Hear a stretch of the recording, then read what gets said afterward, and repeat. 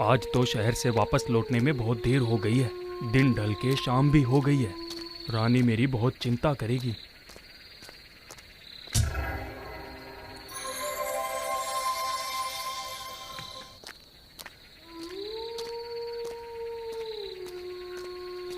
माता, आप कौन हैं? इतने अंधेरे में आप पेड़ के नीचे बैठी हुई हैं। अब मेरी तरह घुमक्कड़ साधिका पेड़ के नीचे नहीं रहेगी तो कहाँ रहेगी बताओ? शादी का? मेरा प्रणाम स्वीकार कीजिए माता।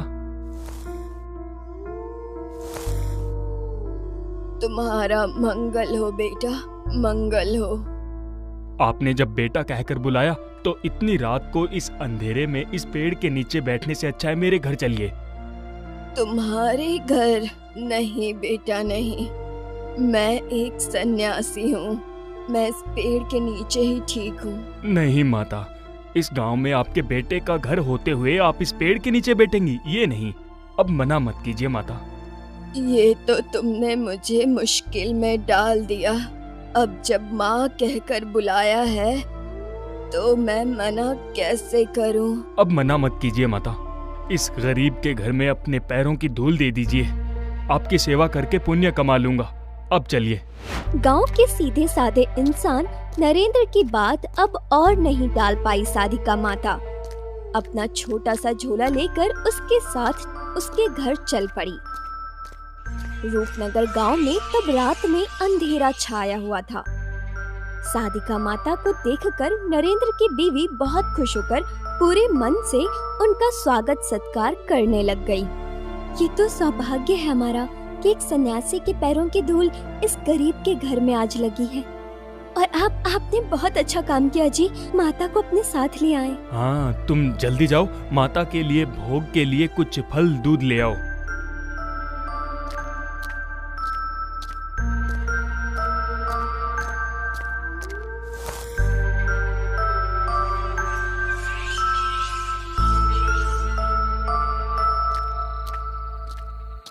माता, रात बहुत हो गई है, अभी आप विश्राम कीजिए। मैं थोड़ा बाहर जाकर आता हूँ। बाहर जाओगे? इतनी रात को बाहर कहाँ जाओगे तुम?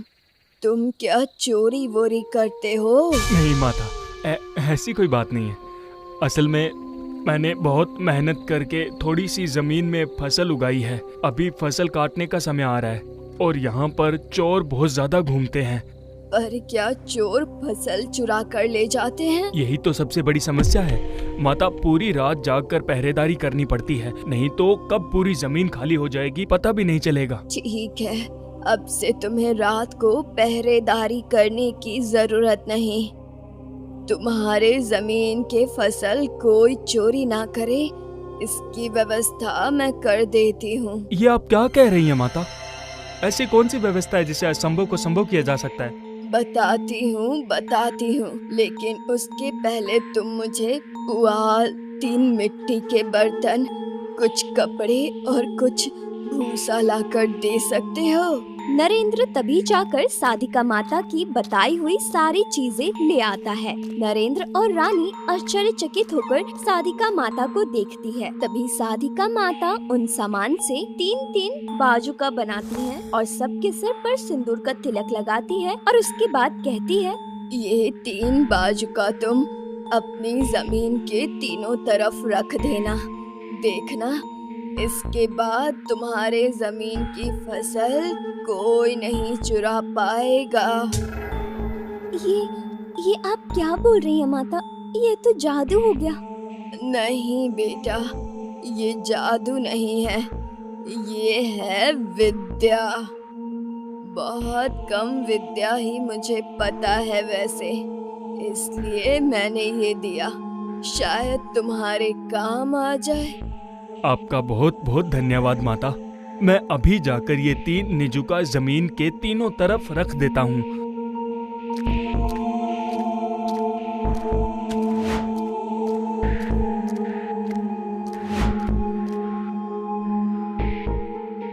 रात बीतने के बाद भोर होने पर साधिका माता ने नरेंद्र और उसके परिवार को आशीर्वाद दिया और वहाँ से चली गई।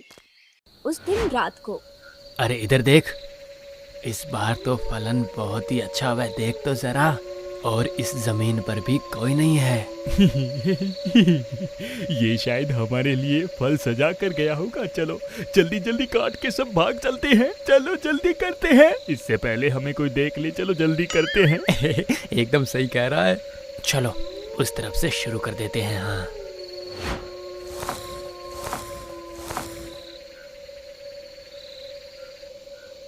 अच्छा, कुछ सुनाई दे रहा है क्या तुझे? क्या रे, चारों तरफ कीड़ों की सरसराहट के अलावा कुछ नहीं है। अब एक अजीब सी आवाज आ रही है। हैं? क्या क्या हो गया? वो देख, अच्छा वो बिजू का खेत के आखिरी तरफ था ना, तो वो इतना पास कैसे आ गया? अरे बाप रे, अरे बाप रे, अरे बाप रे, कहीं ये सब भूत तो नहीं है ना? हाँ?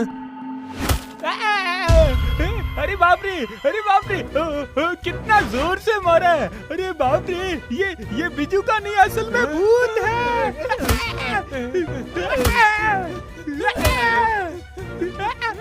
अरे बाप रे,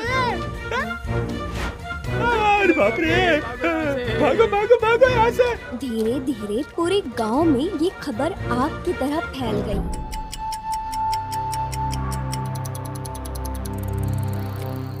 सुनिए जी, रात का अंधेरा तो बहुत ज्यादा हो चुका है। इतनी दूर हम कैसे जाएंगे बताइए? वक्त तो लगेगा ही रानी, देखता हूँ क्या होता है। रुको, थोड़ा रुको। वो सामने वाले रास्ते तक मुझे पहुंचा दोगे क्या? हाँ हाँ, पहुँचा दूंगा, जरूर पहुँचा दूंगा। आइए। अरे माता, आप यहाँ पर? कौन हो बेटा? मैं तो ठीक से तुम्हें पहचान भी नहीं पा रही हूँ। माता, आपने मुझे पहचाना नहीं। मैं नरेंद्र, वो जो पीछे बैठी है वो रानी। हाँ हाँ, अब याद आया मुझे। लेकिन इतनी रात को तुम लोग भला इतना सामान लेकर कहाँ जा रहे हो, ये बताओ मुझे। वो बहुत लंबी कहानी है माता। हमारा सर्वनाश हो गया है माता। क्यों? क्या हुआ है, जरा ठीक से बताओ मुझे। उस दिन मेरे 1 साल के बेटे का जन्मदिन था। रानी मंदिर में पूजा करके वापस लौटकर उसने मुझे बताया। ए जी, ये लीजिए प्रसाद। हमारे बेटे के नाम का पूजा करवाया है। आज वो पूरे 1 साल का हो गया ना। वाह, बहुत अच्छा कर रही हो। जाओ, जाकर फूल हमारे बेटे के सिर पर रख दो।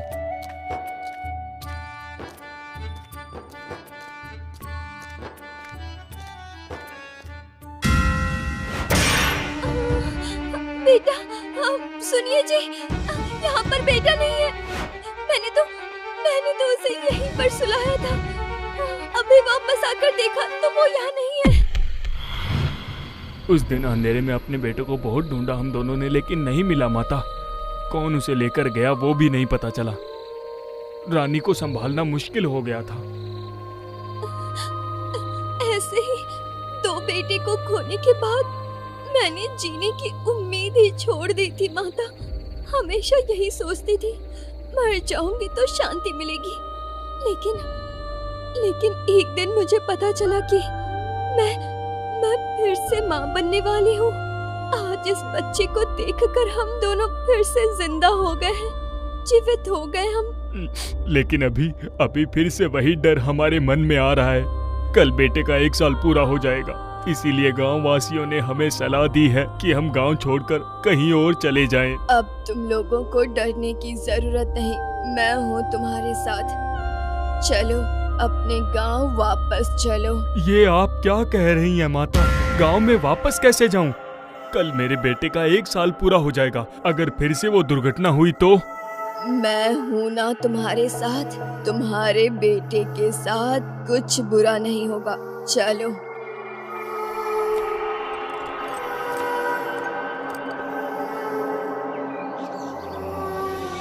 साधिका माता की बात सुनकर नरेंद्र गाड़ी घुमाकर अपने गांव वापस चला जाता है। उन्हें वापस आते देखकर गांव के सभी लोग बहुत हैरान हो जाते हैं। सरपंच जी ये सब देखकर दंग रह जाते हैं और नरेंद्र के घर आकर कहते हैं, गांव के लोगों से पता चला कि तुम लोग अपना वापस आ गए तो मुझसे रहा नहीं गया।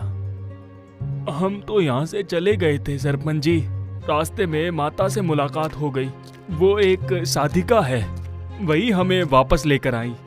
हाँ वो तो मैं समझ रहा हूँ, लेकिन तुमने अपने बेटे के बारे में सोचा कि नहीं?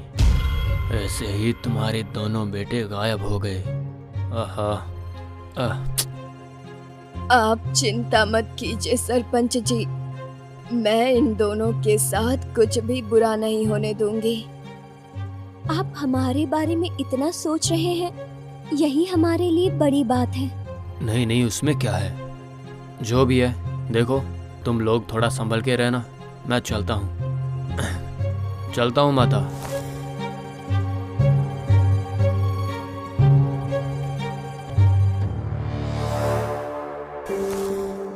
अच्छा नरेंद्र, मेरी एक बात का जवाब दो तो, जब तुम्हारा बड़ा बेटा गायब हुआ था उस समय कुछ अलग सा हुआ था जो तुम्हें याद हो?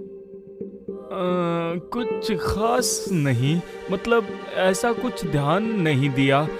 हाँ, पर जब बड़ा बेटा गायब हो गया था तब एक बिजू का मुझे नहीं मिला था, वो पता नहीं कहाँ गया। ये तुम क्या बोल रहे हो? हाँ, दूसरी बार भी वही हुआ, वही घटना। एक और बिजू का गायब हो गया था, तब मैंने उतना ध्यान नहीं दिया। ये क्या बोल रहे हो? इसका मतलब वो तीनों बीजू का अब तुम्हारे पास नहीं है? नहीं माता, बस एक ही है, बाकी दोनों बिजू का गायब हो गए। अच्छा, बेटे को एक बार लेकर आओ तो। बेटा बाहर कमरे में सो रहा है माँ, मैं अभी लेकर आती हूँ।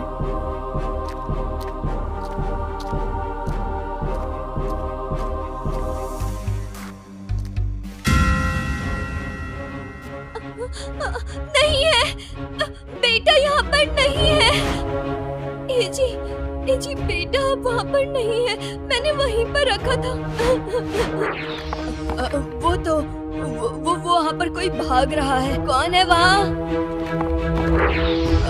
वो तो इंसान नहीं लग रहा है, वो तो बिजू का है। यही आवाज पिछले 2 बार भी मैंने यही आवाज सुनी थी माता। और देर मत करो, चलो जल्दी से चलो तुम लोग मेरे साथ, आज इसका हल ढूंढना ही होगा हमें। सत्य देवी विद्य देवी रिंग फट स्वाहा, रिंग हिंग किंग सत्य देवी मृत्यु देवी रिंग फट स्वाहा। सारे बंदोबस्त हो गए हैं। वो सब रवि विद्या ना हो तो मैं ये कर पाऊंगा। तो बच्चा मेरे हाथ में दो।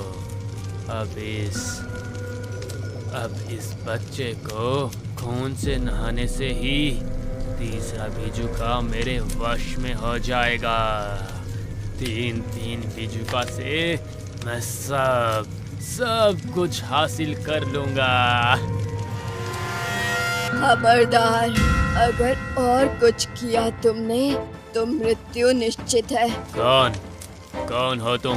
तुम्हारी इतनी हिम्मत, तुम मेरे काम में विघ्न डाल रही हो। मैं तुम्हारी मृत्यु हूँ शैतान, तुम्हारे पापों का घड़ा अब भर चुका है। अच्छा ये बात। तुम मुझे पहचानती नहीं हो। तुम दोनों खड़े खड़े क्या कर रहे हो? अभी खत्म कर दो इन सबको।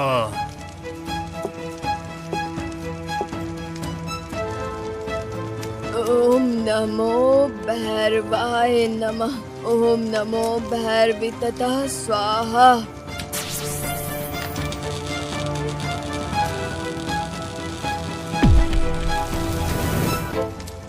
ये तुमने क्या किया तुमने? ये हाय। आखिर तुम खड़े खड़े किस बात का इंतजार कर रहे हो? हाँ, अभी जाओ उसे खत्म कर दो।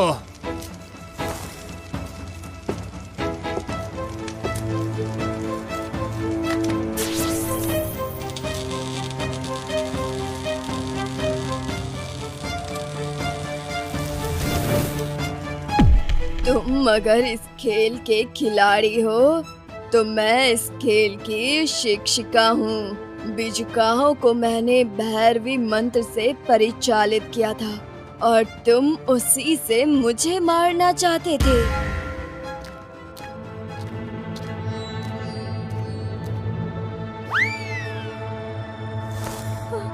मेरा बच्चा, मेरा बेटा, मैंने कभी नहीं सोचा था ये मिल जाएगा। माँ, आप बहुत विद्वान हैं। आप बहुत ही ज्ञानी हैं। आपको भैरवा विद्या पता है माँ।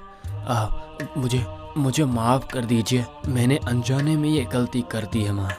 ये क्या हुआ?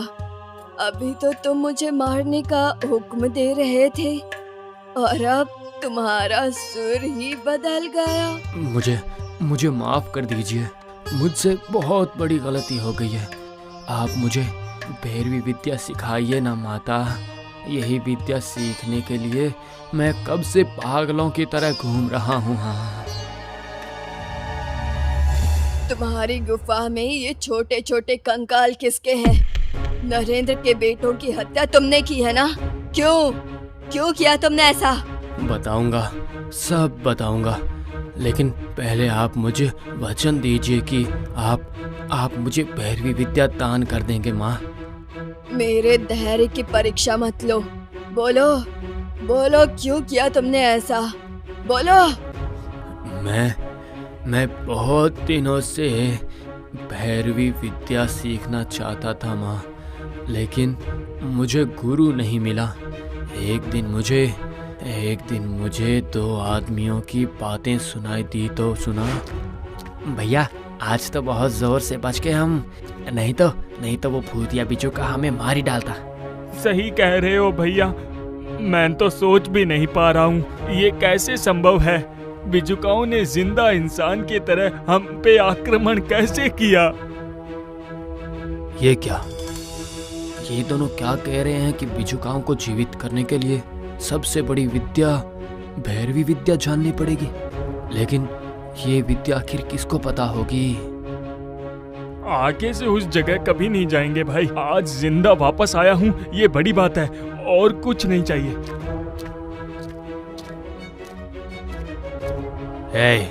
तुम लोग ये सब क्या बातें कर रहे हो? हाँ, बोलो, बिजुका कैसे जीवित हो सकता है? हो सकता नहीं, हुआ है। अगर विश्वास ना हो तो रूपनगर गांव जाकर देख लीजिए। वहाँ उत्तर की ओर आखिरी के सामने वाली जमीन पर 3-3 बिजुका है, वो जिंदा है। बाप रे बाप।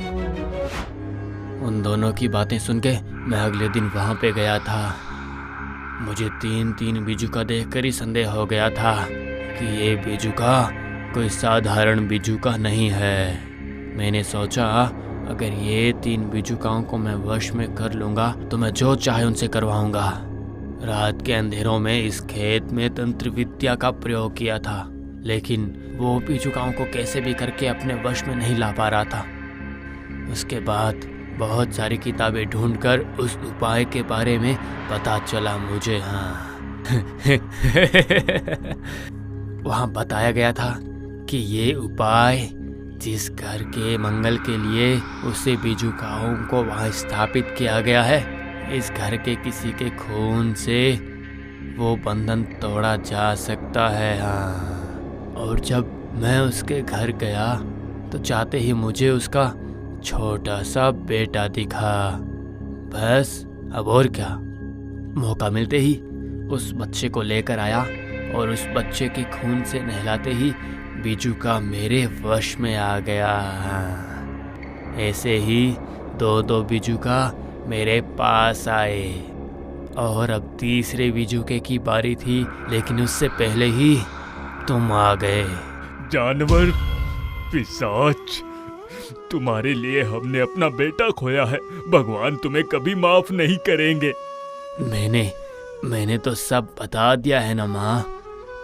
तो आप कब से मुझे भैरवी विद्या सिखाएंगे माँ? बताइए ना, कब से? अरे पापी कहीं के, पाखंडी, तुम्हारे जैसे हत्यारे को मैं कभी ये महाविद्या नहीं सिखाऊंगी। क्या कहा आपने? अब देखिए मैं क्या करता हूँ।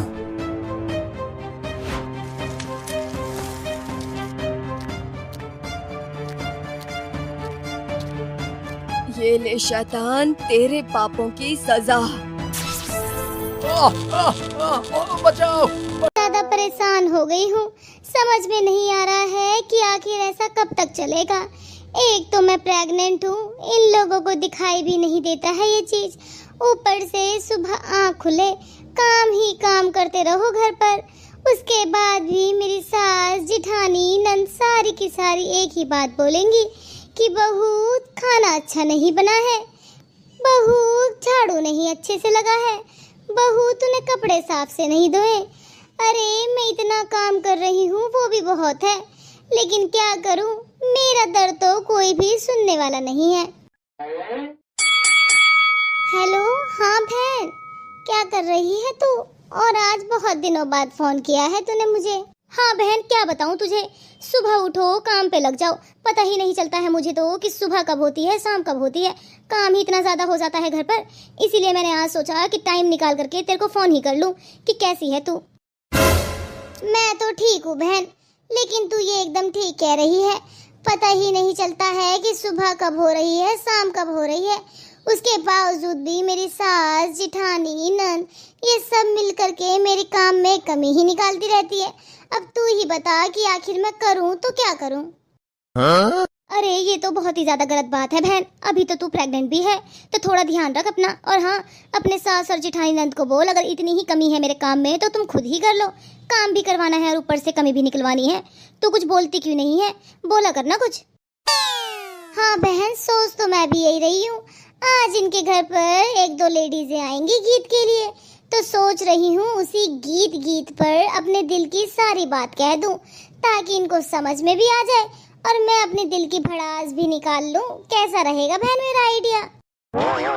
ये एकदम ठीक रहेगा बहन। चल ठीक है, मैं भी फोन रखती हूँ, तू भी चली जा, देख ले कहीं गीत के लिए लेडीजें ना आ गई हो।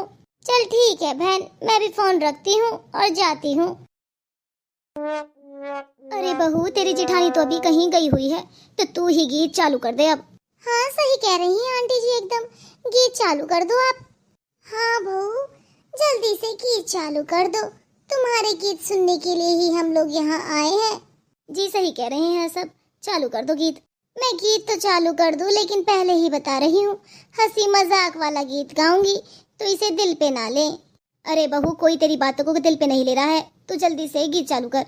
हो जाने दो लल्ला साजन, सबको नाच नचा दूंगी। हो जाने दो लल्ला साजन, सबको नाच नचा दूंगी। मैं तो सोऊं ऊंचे पलंग पर, लल्ला संग सुलाई लूंगी। मैं तो सोऊं ऊंचे पलंग पर, लल्ला संग सुलाई लूंगी। सासू से बनवाऊं खाना, उसमें कमी निकालूंगी। सासू से बनवाऊं खाना, उसमें कमी निकालूंगी। हो जाने दो लल्ला साजन, सबको नाच नचाई दूंगी। हो जाने दो लल्ला साजन, सबको नाच नचा दूंगी। मैं तो सोऊं ऊंचे पलंग पर, लल्ला संग सुलाई लूंगी। मैं तो सोऊं ऊंचे पलंग पर, लल्ला संग सुलाई लूंगी। जेठानी से धुलवाऊं कपड़े, उसमें दाग लगा दूंगी। जेठानी से धुलवाऊं कपड़े, उसमें दाग लगा दूंगी। हो जाने दो लल्ला साजन, सबको नाच नचा दूंगी। हो जाने दो लल्ला साजन, सबको नाच नचा दूंगी। मैं तो सोऊं ऊंचे पलंग पर, लल्ला संग सुलाई लूंगी। मैं तो सोऊं ऊंचे पलंग पर, लल्ला संग सुलाई लूंगी। नंदी को भेजूंगी संदेशा, 2 की 4 लगा दूंगी। नंदी को भेजूंगी संदेशा, 2 की 4 लगा दूंगी। हो जाने दो लल्ला साजन, सबको नाच नचा दूंगी। हो जाने दो लल्ला साजन, सबको नाच नचाई दूंगी। अरे बहू, ये तो तू हमें ही ताने दे रही है। ये तूने मजाकिया गीत के जरिए हम लोगों को बातें सुना दी है, क्योंकि हम लोग ही तेरे खाने पर नुक्स निकालते हैं। तो कोई बात नहीं बहू, हो जाने दे लल्ला, मुझे भी कोई डर नहीं है। अरे आंटी जी, आप ऐसा क्यों कह रही हैं? बहू ने इतना अच्छा गाना तो गाया है, और लल्ला तो खैर होने ही वाला है बहू का। सही कहा, गीत तो मुझे बहुत पसंद आया बहू, चाहे तुम्हारे दिल की बात ही हो ये। अरे सासू माँ, आप अपने ऊपर इस गाने को इसलिए ही तो लेकर के जा रही हैं क्योंकि आपको भी पता है कि आप ही मेरे कामों पर नुक्स निकालती हैं। आप हो या जेठानी जी हो या फिर नंद जी हो, अगर मैं बोलती नहीं हूँ इसका मतलब ये नहीं है कि मुझे चीजें समझ नहीं आती है माँ जी। खैर कोई बात नहीं। ऐसा है बहू, अगर इनके सामने कुछ कह नहीं रही हूँ तो इसका मतलब ये नहीं है कि मैं तेरे से डर गई। आने दे, शाम को बताऊंगी तेरे बारे में कि तूने किस तरीके का गीत गाया है आज। अरे सासू माँ, वो तो देखा जाएगा। अब आप सब लोग ही मुझे कमेंट करके बताइए कि आप लोगों को मेरा गीत कैसा लगा। और हाँ, क्या मैंने कुछ गलत कहा अपनी सासू माँ से? मुझे कमेंट करके ज़रूर बताइएगा। और चैनल पर अगर नए हैं तो चैनल को सब्सक्राइब करना बिल्कुल भी ना भूलिएगा। मैं देखती हूँ कि आप लोग वीडियो देखते तो हैं लेकिन चैनल को सब्सक्राइब बिल्कुल भी नहीं करते हैं, तो प्लीज़ चैनल को सब्सक्राइब करना बिल्कुल ना भूलिएगा। और अपनी सास, जेठानी, नंद, इन सबको ये वीडियो भी शेयर कर दीजिएगा।